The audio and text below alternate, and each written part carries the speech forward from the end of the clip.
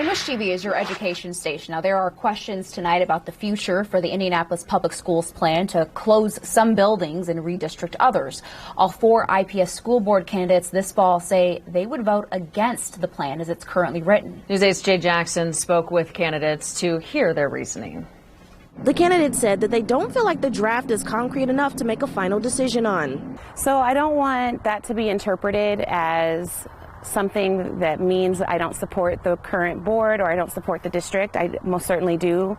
However, I have questions. 4 candidates are seeking 3 open seats on the IPS school board. The board holds 7 seats in total for the district. Nicole Carey is going for the District 5 seat that doesn't have an opponent for the race. She says the community deserves to understand what the plan means in full transparency. I don't necessarily think that I have all the answers or any one particular person has all the answers, but I do highly value the wealth that our community brings. So the answer to that is an easy no, because as the draft is written, there's many things that it doesn't entail, it doesn't just explain or show the detail on how we got to those choices. Angelia Moore is going for an at-large seat in the district, which also won't have an opponent for the race. She says that as an IPS graduate, parent, and former employee, it's important to hold the district accountable for the decisions that would impact students. To any constituent, make sure that they are reaching out to us, make sure that they're prepared to vote, and that their voices are heard. So when the opportunities to speak on rebuilding stronger, any of the plans come forth. In a statement to News 8,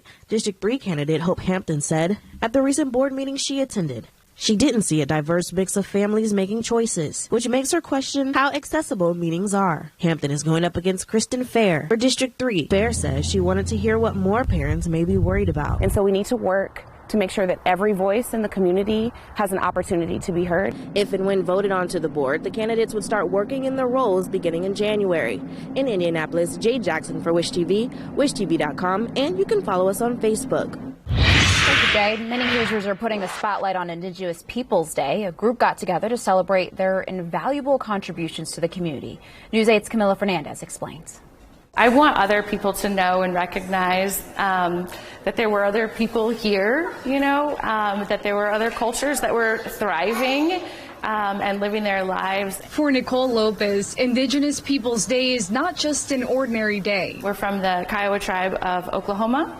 And so I never really lived there, grew up, but it was really important to my mom, and my girls are really close with their grandma. And so we just wanted to come celebrate. Lopez lives in Indianapolis with her 2 daughters. The trio got together with dozens of people at the Eiteljorg Museum to celebrate the contributions and resilience of Indigenous peoples. It was part of a tour that was led by curator Doreen Redcloud. I really just want to keep that part of their heritage alive for them.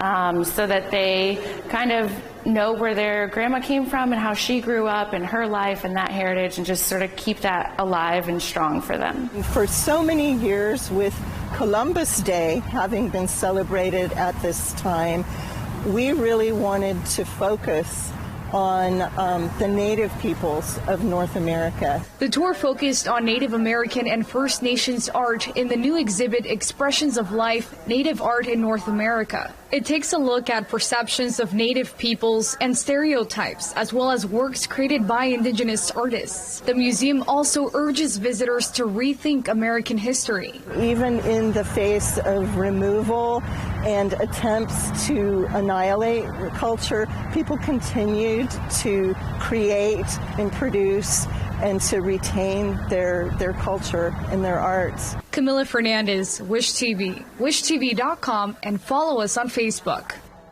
Well, after a warmer day, get ready for a cool night. Temperatures will fall below 60 degrees. I feel like we've done pretty good so far this October. Oh, absolutely. All right, let's get to Storm Track 8 Chief Meteorologist Ashley Brown. Well, here's the good news, guys. For the last several nights, you've been bringing your potted plants indoors. Well, now you don't have to. We have a few nights of temperatures in the 50s and 40s, so you can leave them out all day long. Towards the end of the week, we go back to cooling down. Outside right now, it's beautiful out there.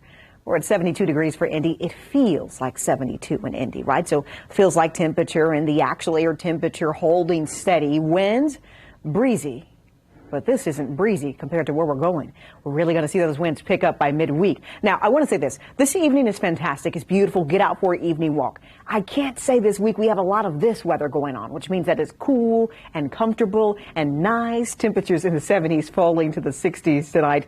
We'll find ourselves overnight in the 50s. Now, starting tomorrow, you start to see breezy evenings, and by the time we get to Wednesday, we're tracking rain chances in the forecast. Now, tomorrow morning at the bus stop, I know the last few mornings, the kiddos going out with the coat and the layers. Tomorrow morning is chilly, but is nothing compared to the last several mornings. We're going to start your morning with temperatures in the upper 40s to low 50s. Skies partly cloudy, the air overall very dry, and winds that are light out of the south, which means, yes, tomorrow another 70-degree day as we bring you a warmer wind direction once again.